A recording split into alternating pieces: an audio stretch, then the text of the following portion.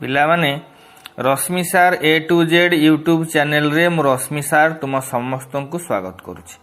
ଆଜି ଆଲୋଚନା କରିବା ମାଇ ଲାଷ୍ଟ ଡଚେସ୍, ଯେଉଁଟାକି ରବର୍ଟ ବ୍ରାଉନିଙ୍କର ଏକ ଡ୍ରାମାଟିକ୍ ମୋନୋଲୋଗ। ରବର୍ଟ ବ୍ରାଉନିଂ ଜଣେ ଭିକ୍ଟୋରିଆନ୍ ପୋଏଟ୍। ଡ୍ରାମାଟିକ୍ ମୋନୋଲୋଗ କ'ଣ? ଏ କବିତାଟିରେ ଜଣେ କହୁଛି ଆଉ ଜଣେ ଶୁଣୁଛି, ଚୁପଚାପ ଶୁଣୁଛି, କୌଣସି ଉତ୍ତର ଦେଉନି। କହୁଛି କିଏ? ନା ଡ୍ୟୁକ୍ ଅଫ୍ ଫେରାର। ଡ୍ୟୁକ୍ ଅଫ୍ ଫେରାର କହୁଛନ୍ତି। କାହାକୁ କହୁଛନ୍ତି? ନା ଆଉ ଗୋଟେ ରାଜ୍ୟରୁ ଆଉ ଜଣେ ରାଜା ବା କାଉଣ୍ଟ ତାଙ୍କ ଦୂତକୁ ପଠେଇଛନ୍ତି ଫେରାରଙ୍କ ନିକଟକୁ, ଯେ ତାଙ୍କ କନ୍ୟାକୁ ଡ୍ୟୁକ୍ ଫେରାର ବିବାହ କରିବେ। ତେଣୁ ସେ ପ୍ରସ୍ତାବ ନେଇକି ଦୂତ ଆସିଛନ୍ତି। ତେଣୁ ଡ୍ୟୁକ୍ ଫେରାର କ'ଣ କରିଛନ୍ତି ନା ସେଇ ଦୂତ ଆଗରେ କହୁଛନ୍ତି। କାହା କଥା କହୁଛନ୍ତି? ନା ତାଙ୍କର ପୂର୍ବ ପତ୍ନୀ କଥା କହୁଛନ୍ତି, ପୂର୍ବ ସ୍ତ୍ରୀ ଯିଏକି ମରି ଯାଇଛନ୍ତି। କ'ଣ କହୁଛନ୍ତି ଏ ଡ୍ରାମାଟିକ୍ ମୋନୋଲୋଗରେ? ଆସ ଓଡ଼ିଆରେ ଆଲୋଚନା କରିବା। ତେଣୁ ଦୂତଟି ଆସିଯାଇଛି। ମୁଁ ଏଇଥିପାଇଁ ତୁମମାନଙ୍କୁ ବ୍ଲାକବୋର୍ଡରେ ମୁଁ ଆଲୋଚନା କରିଲି, ଏଇଥିପାଇଁ ଏଇଟା ବହୁତ ବଡ଼ ପୋଏମ୍ଟେ। ଏତେ ବଡ଼ ପୋଏମ୍ଟେ ଯେ ଆକୁ ଆଲୋଚନା କରିବା ମୋ ପାଖେ କଷ୍ଟସାଧ୍ୟ। 56 ଧାଡ଼ି ଗୋଟି ଗୋଟି କରିକି 2-3 ଘଣ୍ଟା ଲାଗିଯିବ। ତେଣୁ ମୁଁ କହିଦେଉଛି ତା ସମରିଟା ଓଡ଼ିଆରେ, ତୁମେ ମନେ ରଖିବ ଏବଂ ପରୀକ୍ଷାରେ ନିଜ ଭାଷାରେ ଟ୍ରାନ୍ସଲେସନ୍ କରିକି ଲେଖିବ। କ'ଣ ହେଇଛି ନା ଫେରାର ଡ୍ୟୁଙ୍କର ପତ୍ନୀଙ୍କର ଦେହାନ୍ତ ହେଇଯାଇଛି। ତେଣୁ ଆଉ ଜଣେ ଯିଏ ରାଜା ବା ଡ୍ୟୁକ୍ ତାଙ୍କ ଝିଅ ଫେରାରଙ୍କ ସହିତ ବିବାହ କରିବା ପାଇଁ ସେ ଦୂତକୁ ପଠେଇଛନ୍ତି। ତେଣୁ କବିତାରେ କ'ଣ ଅଛି ନା ଡ୍ୟୁକ୍ ଫେରାର ଜଣେ ପତ୍ନୀ ହରା, ମାନେ ତାଙ୍କ ସ୍ତ୍ରୀ ମରିଯାଇଛି। ଅଳ୍ପ କେତେ ଦିନ ହେବ ତାଙ୍କର ସ୍ତ୍ରୀଙ୍କର ମୃତ୍ୟୁ ଘଟିଛି। ତେଣୁ ସେ କାଉଣ୍ଟଙ୍କର କନ୍ୟାକୁ ବିବାହ କରିବାକୁ ଚାହୁଁଛନ୍ତି। ତେଣୁ ଦୂତ ନେଇକି ଆସିଛି ବାର୍ତ୍ତା। ସେ ଦୂତକୁ କ'ଣ କରିଛନ୍ତି? ତାଙ୍କର ପୂର୍ବ ପତ୍ନୀଙ୍କର ଫଟୋ ଯେଉଁଠି ଅଛି ସେଇଠିକି ସେ ନେଇକି ଯାଇଛନ୍ତି, ତାକୁ ବସେଇଛନ୍ତି, କହିଛନ୍ତି ଦେଖ ଏଇଟା ହେଉଛି ମୋର ଲାଷ୍ଟ ଡଚେସ୍। ଡ୍ୟୁକ୍ ଦୂତକୁ କ'ଣ କଲେ? ତାଙ୍କର ଯେଉଁ ମରିଯାଇଥିବା ପତ୍ନୀ, ଶେଷ ପତ୍ନୀ, ଲାଷ୍ଟ ଡଚେସ୍ ଯାହାକୁ କହିଛନ୍ତି, ତାଙ୍କ ଚିତ୍ରଟା କାନ୍ଥରେ ଟଙ୍ଗା ହେଇଛି, ତାକୁ ଦେଖେଇଲେ। ଏଇ ଚିତ୍ରପଟଟା ଖୁବ୍ ବାସ୍ତବ ଓ ଜୀବନ୍ତ ପରି ମନେ ହେଉଛି। ଏହା ଏକ ଜୀବନ୍ତ ଓ ଶ୍ୱାସ ପ୍ରଶ୍ୱାସ ନେଉଥିବା ବ୍ୟକ୍ତି ଭଳି ଜଣାପଡ଼ୁଛି। ତେଣୁ ଡ୍ୟୁକ୍ କହୁଛନ୍ତି ଏଇ ଯେଉଁ ଫଟୋଟି ପାଇଁ, ଏ ଚିତ୍ରପଟଟି ପାଇଁ ମୁଁ ଗର୍ବିତ। ତେଣୁ ଡ୍ୟୁକ୍ କ'ଣ କହୁଛନ୍ତି? ଏହାକୁ ଏକ ଚମତ୍କାର କଳାର ପ୍ରତୀକ ବୋଲି ଭାବୁଛନ୍ତି। କିଏ? ଡ୍ୟୁକ୍ ଅଫ୍ ଫେରାର। ତେଣୁ ସେ ଦୂତକୁ କହୁଛନ୍ତି, ଦୂତ ଜାଣିଛ ଏଇ ଯେଉଁ ଚିତ୍ରଟି ଚିତ୍ରକର ଫ୍ରା ପାଣ୍ଡଲଫଙ୍କ ଦ୍ୱାରା ଅଙ୍କିତ ହୋଇଛି। ଏଇ ଯେଉଁ ଫ୍ରା ପାଣ୍ଡଲଫ ଚିତ୍ରକର ଜଣକ ଗୋଟିଏ ଦିନ ପରିଶ୍ରମ କରିଛନ୍ତି, ମାତ୍ର ଦିନକରେ ସେ ଏତେ ସୁନ୍ଦର ଛବି ଆଙ୍କିଛନ୍ତି ଯେ ଯାହା ଖୁବ୍ ମନମୁଗ୍ଧ କର। ତେଣୁ ଏହାର କଳାକୁ ସେ ପ୍ରଶଂସା କରୁଛନ୍ତି। ତେଣୁ ଜଣେ ପଡ଼ୋଶୀ ରାଜାର ଝିଅ ଯିଏକି ବିବାହ କରିବାକୁ ଆସିବ, ସେ ଡ୍ୟୁକ୍ ନିକଟକୁ ତାଙ୍କ କନ୍ୟାଙ୍କର ବିବାହ ପ୍ରସ୍ତାବ ନେଇ ଆସିଥିଲେ। ଡ୍ୟୁକ୍ ତାଙ୍କୁ ତାଙ୍କ ସ୍ତ୍ରୀର ଶେଷ ଚିତ୍ରପଟ ଦେଖାଉଥାନ୍ତି। ଡ୍ୟୁକ୍ ତାଙ୍କୁ କହିଲେ ଯେ ଚିତ୍ରପଟଟି ବିଖ୍ୟାତ କଳାକାର ପାଣ୍ଡଲଫ ଦ୍ୱାରା ଅଙ୍କିତ ହୋଇଛି, ଯିଏକି ଜଣେ ସନ୍ନ୍ୟାସୀ ଥିଲେ। କିଏ? ପାଣ୍ଡଲଫ। ସେ ଆହୁରି କହିଛନ୍ତି ଯେ ଏକ ନିର୍ଦ୍ଦିଷ୍ଟ ଉଦ୍ଦେଶ୍ୟ ରଖି ଚିତ୍ରକରଙ୍କର ନାମ କରିଛନ୍ତି। ଡ୍ୟୁଙ୍କର ଉଦ୍ଦେଶ୍ୟ ଏହା ଥିଲା ଯେ ସେ ଦୂତକୁ କହିବାକୁ ଚାହାନ୍ତି ତାଙ୍କ ଭବିଷ୍ୟତର ପତ୍ନୀଙ୍କର କାହା ସହିତ ସମ୍ପର୍କକୁ ସେ ବିରୋଧ କରନ୍ତି। ତାଙ୍କର ଶେଷ ପତ୍ନୀଙ୍କ ଚିତ୍ର ଆଙ୍କିବା ପାଇଁ ଜଣେ ସାଧାରଣ କଳାକାରକୁ ନିଯୁକ୍ତ ନ କରି ଜଣେ ସନ୍ନ୍ୟାସୀକୁ ନିଯୁକ୍ତ କରିଥିଲେ।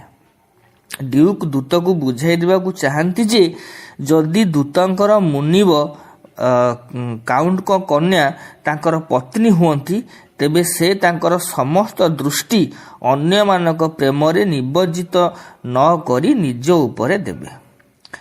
ଯେଉଁ ଆଗନ୍ତୁକ ଚିତ୍ରଟିକୁ ଦେଖନ୍ତି ସେମାନେ ଚିତ୍ରଟିର ଗଭୀର ଭାବାବେଗ ପୂର୍ଣ୍ଣ ଚକ୍ଷୁ ଦୁଇଟିକୁ ଦେଖନ୍ତି, ଆଖି, ଚିତ୍ରର ଆଖି। ତାପରେ ସେମାନେ ଡ୍ୟୁକଙ୍କ ଆଡ଼କୁ ପ୍ରଶ୍ନ ପଚାରିବା ଭଙ୍ଗୀରେ ଚାହାନ୍ତି, କାରଣ ସତେ ଯେପରି ସେମାନେ ଜାଣିବାକୁ ଚାହାନ୍ତି କାହିଁକି ଡଚେସଙ୍କର ଚକ୍ଷୁକୁ ଏପରି ଭଙ୍ଗୀରେ ଚାହାଣି ଆସିଲା। କିନ୍ତୁ କାହାରି ଏପରି ପ୍ରଶ୍ନ ପଚାରିବାର ସାହସ ନଥିଲା। ତେଣୁ ଦୂତ ଜଣକ ଚିତ୍ରପଟକୁ ଦେଖି ଡ୍ୟୁକଙ୍କ ଆଡ଼କୁ ଏହିପରି ପ୍ରଥମ କରି ଚାହିଁ ନଥିଲେ। ଡ୍ୟୁକ ତାଙ୍କର ଜିଜ୍ଞାସା ପୂରଣ କରିବେ। ସେ ନିଜେ ସେପରି ଗଭୀର ଓ ଭାବପୂର୍ଣ୍ଣ ଭଙ୍ଗୀର କାରଣ ବୁଝାଇଦେବେ। ଚିତ୍ରଟିର କାହିଁକି ଗଭୀର ଓ ଭାବପୂର୍ଣ୍ଣ ଭଙ୍ଗୀ ହେଇଛି, ଏହାକୁ ବୁଝିବା ପାଇଁ ଦୂତ ଜଣକ ଚିତ୍ରକରଙ୍କ ନାମ ଜାଣିବା ଦରକାର। ଚିତ୍ରପଟଟିରେ ଦେଖାଯାଏ ଯେ ଡଚେସଙ୍କର ମୁଖମଣ୍ଡଳ ଏକ ସୁନ୍ଦର ହସର ଝଲକ ରହିଛି। ଡ୍ୟୁକ ଦୂତକୁ ବୁଝାଇ ଦେଲେ କିପରି ଏପରି ଏକ ହସର ଝଲକ ତାଙ୍କ ମୁଖମଣ୍ଡଳକୁ ଆସିଲା। ଏହିପରି ଆନନ୍ଦ ତାଙ୍କ ମୁଖମଣ୍ଡଳରେ ଦେଖାଯିବାର କାରଣ ତାଙ୍କ ସ୍ୱାମୀଙ୍କର ଉପସ୍ଥିତି ନୁହେଁ, ଆଉ କ'ଣ ନା ଡଚେସଙ୍କର ଏହା ଏକ ପିଲାଳିଆମି ହୃଦୟ ଥିଲା। ସ୍ୱଳ୍ପ ଭଦ୍ରାମିରେ ବା ମାନ ସମ୍ମାନରେ ଦାନରେ ସେ ଅତ୍ୟଧିକ ଖୁସି ହେଉଥିଲେ। ଉଦାହରଣ ସ୍ୱରୂପ ସେ ଆନନ୍ଦରେ ହସି ଉଠୁଥିଲେ। ଯଦି ଚିତ୍ରକର କହୁଥିଲେ ଯେ ଯଦି ତାଙ୍କ ପୋଷାକଟି ତାଙ୍କ ମଣିବନ୍ଧକୁ ଆବୃତ କରେ ସେ ଖୁବ୍ ସୁନ୍ଦର ଦେଖାଯିବେ, କିମ୍ବା ଯଦି ଚିତ୍ରକର ମନ୍ତବ୍ୟ ଦିଅନ୍ତି ଯେ ସେ ତାଙ୍କ ଚିତ୍ରପଟରେ ସେ ହସୁଥିବା ହସର ଝଲକକୁ ଚିତ୍ରିତ କରିବାକୁ ଯାଉନାହାନ୍ତି, ତେବେ ସେ ମଧ୍ୟ ଖୁସି ହେଉଥିଲେ। ଡଚେସଙ୍କର ଏପରି ସାମୟିକ ମନ୍ତବ୍ୟକୁ ସମ୍ମାନ ବୋଲି ମଣୁଥିଲେ। ସେ ସେଗୁଡ଼ିକୁ ନିଜ ସୌନ୍ଦର୍ଯ୍ୟର ପ୍ରଶଂସା ବୋଲି ଗ୍ରହଣ କରୁଥିଲେ ଏବଂ ଅତ୍ୟଧିକ ଖୁସି ହେଉଥିଲେ। ଡଚେସ ଅତି ସରଳ ଓ ଶାନ୍ତ ପ୍ରକୃତିର ଥିଲେ। ସେ ସ୍ୱଳ୍ପ ଭଦ୍ରତା ଓ ମଜା କଥାରେ ଖୁସି ହେଉଥିଲେ। ସେ ଏପରି ପ୍ରତିକ୍ରିୟାଶୀଳ ଥିଲେ ଯେ ସ୍ୱଳ୍ପ ଓ ସାଧାରଣ ଭଦ୍ରତାର କାର୍ଯ୍ୟ ତାଙ୍କୁ ଖୁସି କରାଇ ପାରୁଥିଲା ଏବଂ ସେ ଖୁସି ହେଉଥିଲେ। ସେ ଯାହା ଦେଖୁଥିଲେ ତାକୁ ଭଲ ପାଉଥିଲେ ଏବଂ ପ୍ରତ୍ୟେକ ଜିନିଷକୁ ଦେଖୁଥିଲେ। ସେ କେଉଁ ଜିନିଷ ଉତ୍ତମ ଏବଂ ଗୁରୁତ୍ୱପୂର୍ଣ୍ଣ ଏବଂ କେଉଁ ଜିନିଷ ନୁହେଁ ତାହା ମଧ୍ୟରେ ତୁଳନା କରିପାରୁନଥିଲେ। ତାଙ୍କର କୌଣସି ବାଛ ବିଚାର ନଥିଲା ଏବଂ ସେ କ'ଣ ଠିକ୍ ଏବଂ କ'ଣ ଭୁଲ ବୁଝିପାରୁନଥିଲେ। ଯେଉଁ ଗହଣା ତାଙ୍କୁ ତାଙ୍କର ସ୍ୱାମୀ ଡ୍ୟୁକ ଫେରାର ପ୍ରଦାନ କରିଥିଲେ ସେ ତାଙ୍କୁ ନିଜ ବକ୍ଷରେ ପିନ୍ଧିଥିଲେ। ସେ ସୂର୍ଯ୍ୟାସ୍ତ ଶୋଭା, କେଉଁ ନିର୍ବୋଧ ପ୍ରଶଂସକ ଦେଇଥିବା ଚେରି ଫୁଲ ଏବଂ ଖଚର ପୃଷ୍ଠରେ ବସି ସମତଳ ଅଞ୍ଚଳରେ ଘୁରି ବୁଲିବାକୁ ଭଲ ପାଉଥିଲେ। ଏହି ଜିନିଷ ଗୁଡ଼ିକ ମଧ୍ୟରୁ ପ୍ରତ୍ୟେକ ଜିନିଷ ତାଙ୍କୁ ଆନନ୍ଦ ଦେଉଥିଲା ଏବଂ ସେ ସବୁଗୁଡ଼ିକୁ ଧନ୍ୟବାଦ ଦେଉଥିଲେ।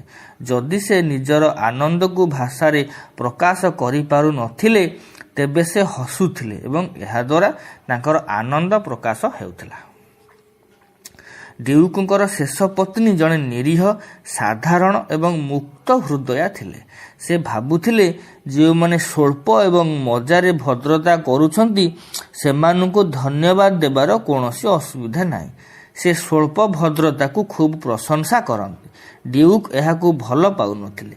ତାଙ୍କର ଗର୍ବ ଏଥିରେ କ୍ଷୁର୍ଣ୍ଣ ହେଉଥିଲା। ସେ ଭାବୁଥିଲେ ତାଙ୍କର ସ୍ତ୍ରୀ ଏପରି ଏକ ଡ୍ୟୁକଙ୍କୁ ବିବାହ କରିଛନ୍ତି ଯାହାଙ୍କର ବଂଶର ଉତ୍ପତ୍ତି 900 ବର୍ଷ ପୂର୍ବରୁ ହେଉଥିଲା। ସେ ଇଟାଲୀର ଏକ ସମ୍ଭ୍ରାନ୍ତ ଓ ପୁରାତନ ପରିବାରର ସଦସ୍ୟ।